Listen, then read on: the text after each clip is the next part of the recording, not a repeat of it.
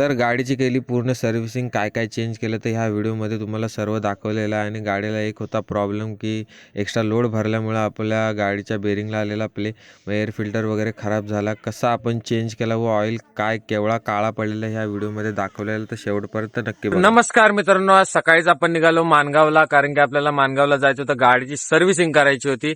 तिथं जाऊन आपण डायरेक्ट शॉपला भेटू, सर्व्हिस सेंटरला भेटू. गाडी इथंच आहे, 30,000 किलोमीटर आपल्या गाडीची झालेली आहे. तिथं डायरेक्ट भेटलं. आता आपण आलो आंबेतमध्ये, तर आपल्याला 10 वाजता तिथं पोहोचायचं होतं, पण झाला आपल्याला उशीर. 10:30 आपल्याला आंबेच्या पुलावरतीच लागला. बघा आंबेतलाच आहे आता मी. बघा सीन बघा फक्त, आणि गाडी आपली इथंच ठेवलेली आहे. चला लवकरात लवकर आता आपण निघूया, कारण की भरपूर वेळ झाला. तिथं जाऊनच डायरेक्ट आपण काय काय चेंज करणार आहोत ते सर्व आपण दाखवणार आहोत ह्या व्हिडिओमध्ये.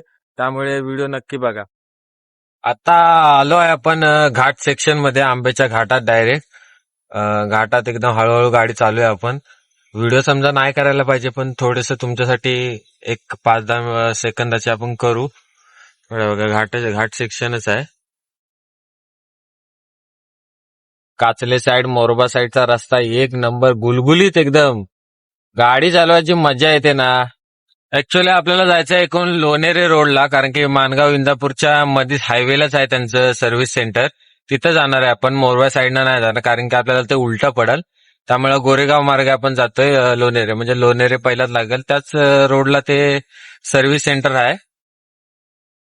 फायनली आपण या गॅरेजला आलो. हा बघा, हा मानगाव ऑटो गॅरेज. आपण निघतोय असं झालाय, तो ऑलरेडी इथं गाडी आहे, त्यामुळं आपली गाडी काही लगेच लागणार नाही. तर बाहेरच ठेवले गाडी. त्याला फोन लावतो, तो फोन पण लागत नाही. तर बघूया कधी येतो, कसं काय तो. ही गाडी झाल्याशिवाय काय आपली गाडी होणार नाही. आपल्याला बहुतेक बराच टाइम लागणार आहे. आपणच लेट झाला. आता वाजले 11:30.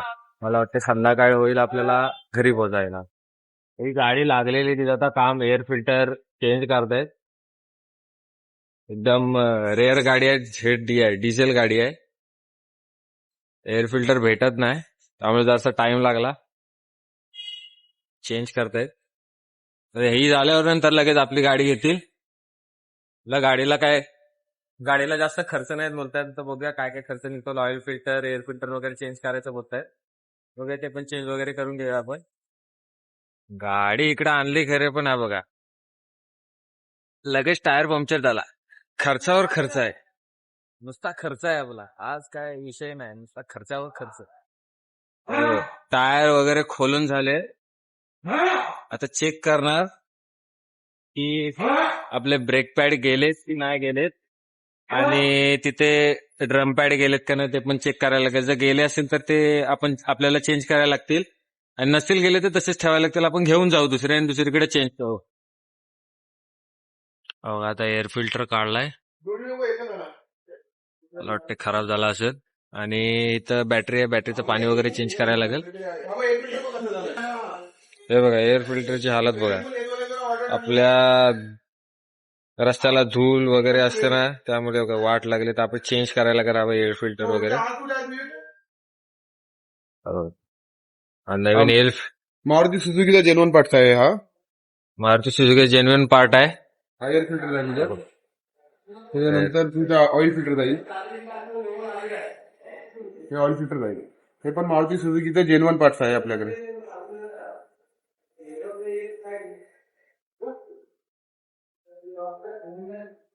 जेन्युइन आहे. त्याच्यानंतर याच्यात इंजिन ऑइल जाईल, वॉल्वो लाईनचा जाईल 5W30. हा 4.5चा डबा आहे, पण याच्यात 4.2 जातो. 4.2 4.3 आपल्याला जुन्या कारला नवीन एअर फिल्टर टाकतात.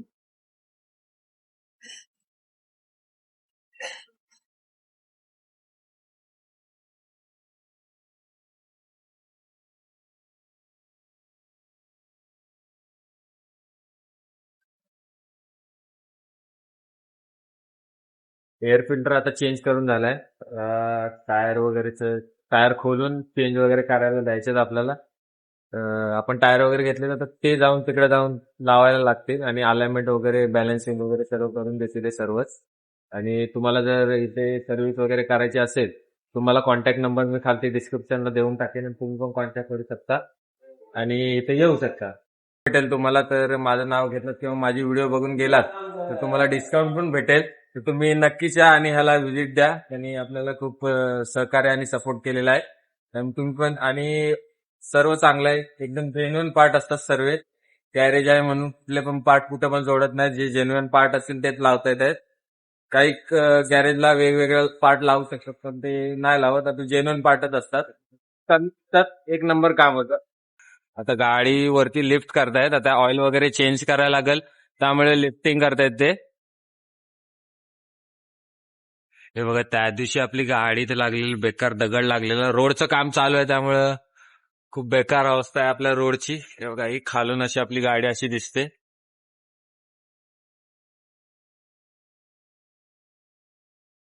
बघा, आता ऑइल वगैरे चेंज करतायत.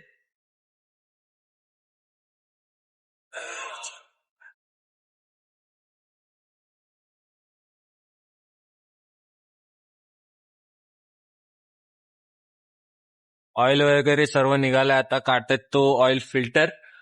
हा बघा, इथे ऑइल फिल्टर असतो. हा बघा, तो पुरा काढणार. हा बघा, हा पुरा गाडीचा ऑइल एकदम काळा काळा झालेला ऑइल फिल्टर काढतील.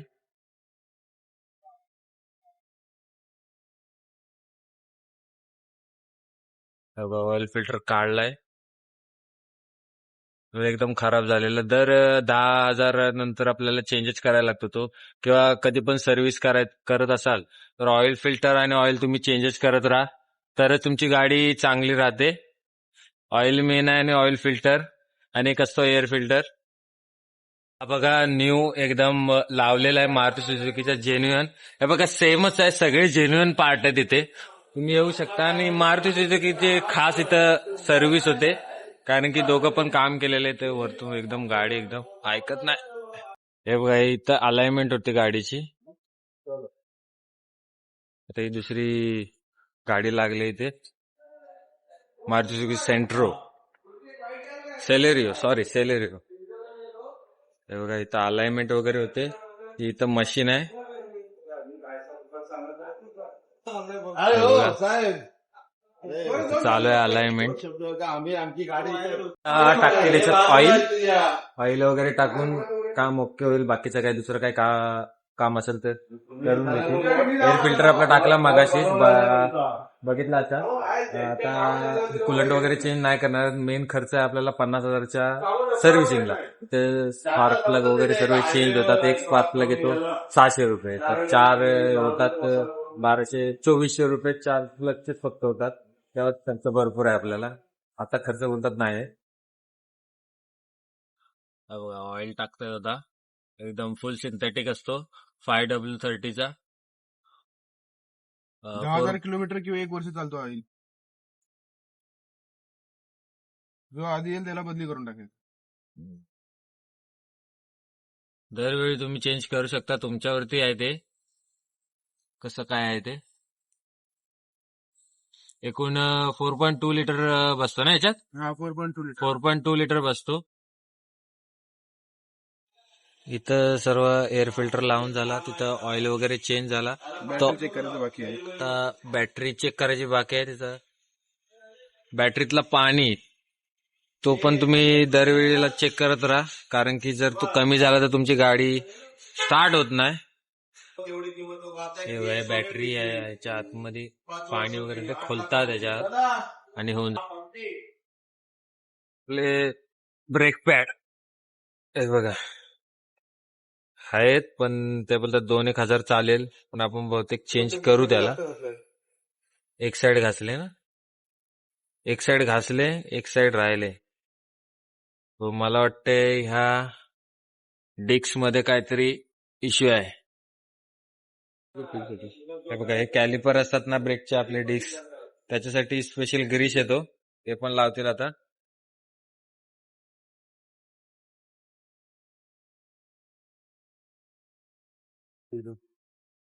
साधा ग्रीस असतो तो रबरवरती फाटतो, पण हा किती जरी हिट झाला तर हा फाटत नाही. हे बघा, असं ड्रम पॅड, आता बघूया ते पण गेलेत का. गेलेत मला वाटतंय, आता ते पण चेंज करायला लागतील. ते बहुतेक गेलेत असं वाटतं, तर बघूया काय बोलतायत ते. फायनली जास्त लोड भरल्यामुळे आपल्या गाडीच्या इथं आलाय प्ले, बेरिंगला आलाय प्ले. त्यामुळं जास्त आता काही लोड भरून चालणार नाही गाडीत. आपण जे तांदूळ वगैरे भरतो ना, ह्या साईडला न भरता त्या साईडला भरायला लागतील. जास्त लोड भरू नको असं सांगितलेलं त्यांनी, सजेशन दिलेली आहे. बघूया कसं काय ते होतं. आता लोड जास्त आपण भरणार नाही त्याच्यात, घेऊन टाकू आपण. कसं काय होते ते मोकळा करून टाकू त्याला. हा बघा, हा असतो ब्रेक ऑइल .3चा. तो पण टाकायला लागेल, बहुतेक कमी झालाय आपला. आणि असा लिक्विड वगैरे असतं. आणि हे आपल्या काचेवरती जो पाणी वगैरे येतो फोमचा, तो पाणी. आणि हे असतं आपलं जो लिक्विड कुलंट असतो.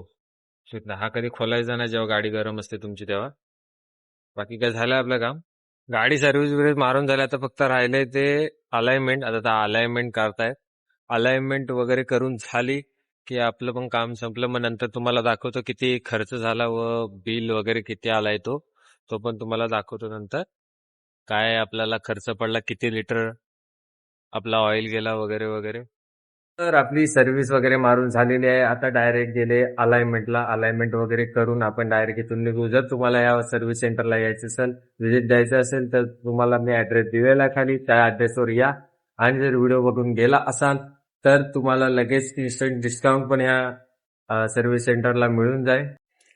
हे बघा, हा आपला बिल आहे. एकूण झाला आपलं काय काय चेंज झालं. इंजिन ऑइल चेंज झाला, ऑइल फिल्टर, एअर फिल्टर, परत कॅलिपर होता ते चेंज केलं. परत हे काय लेबर चार्ज त्यांचे 1000 रुपये लागले. आणि व्हील अलाइनमेंट 400 रुपये. म्हणजे बॅलन्सिंग वगैरे विषय सर्व होऊन जातो त्याच्यात. परत इंजिन ऑइल आपल्याला पडतो 2190 रुपये. ऑइल फिल्टर फक्त 100 रुपये. एअर फिल्टर कमी आहे ते 335 रुपये. कॅलिपर 120 रुपये. आणि त्यांचं लेबर वगैरे ते 1000 रुपये विषय. आणि एकूण आपला गाडीवरती खर्च असं झालाय की हत्ती घेणं सोपं असतं, पण त्याला पाळणं पण खूप कठीण असतं. हेच मी सांगायचा प्रयत्न करतो की गाडी घेताना तुम्ही 100 वेळा विचार करा. जर धंद्यासाठी गाडी घेत असाल तर वेल अँड गुड. आणि जर तुम्हाला फक्त लायबिलिटी म्हणून घेत असाल तर काही फायद्याचं नाही गाडी. त्यामुळे गाडी घेताना बरेच वेळा विचार करा. हा, जर तुमच्याकडे पैसे एक्स्ट्रा असतील तर तुम्ही घेऊ शकता, ॲज यू विश, तुमची मर्जी आहे ती. तर आजच्यासाठी एवढंच. पुढचा व्लॉग वगैरे तुम्ही नक्की बघा. आणि कसं वाटला हा व्लॉग ते पण मला कमेंट करून नक्की सांगा. आणि बिल आपला झालेला आहे एकूण 4145 रुपये. कमी आलाय बिल. तो बोलला 50,000 जेव्हा तुझी गाडी चालेल तेव्हा आपली म्हणजे सीएनजी प्लग वगैरे सर्व चेंज होईल. त्यामुळे तेव्हा खर्च भरपूर जाणार आहे. त्यामुळे तो बोलला की 40,000वर पण तुझी काही खर्च जास्त होणार नाही. पण 50,000ला भरपूर खर्च होईल. प्लग वगैरे चेंज करायला लागेल, सीएनजी फिल्टर चेंज करायला लागेल, ऑइलचा फ्लुइड वगैरे चेंज करायला लागेल. हे सर्व आलं त्यातमध्ये. तर भेटूया पुढच्या ब्लॉगमध्ये. थँक्यू. एकूण आपला गाडीवरती खर्च एकूण झालाय ते टायरचे 14,000 आहे. आणि हे 4,000. आणि परत अजून ब्रेक पॅड तो बोललाय चेंज करायला लागतील. म्हणजे आता समजा 5,000 रुपये, 5,000 चालतील असं बोललाय तो. तर एकूण खर्च आपल्याला एकूण पडलाय 18,000 रुपये. आपल्याला गाडीचा खर्च झालाय ह्या वर्षी. तर मला एकच बोलायचंय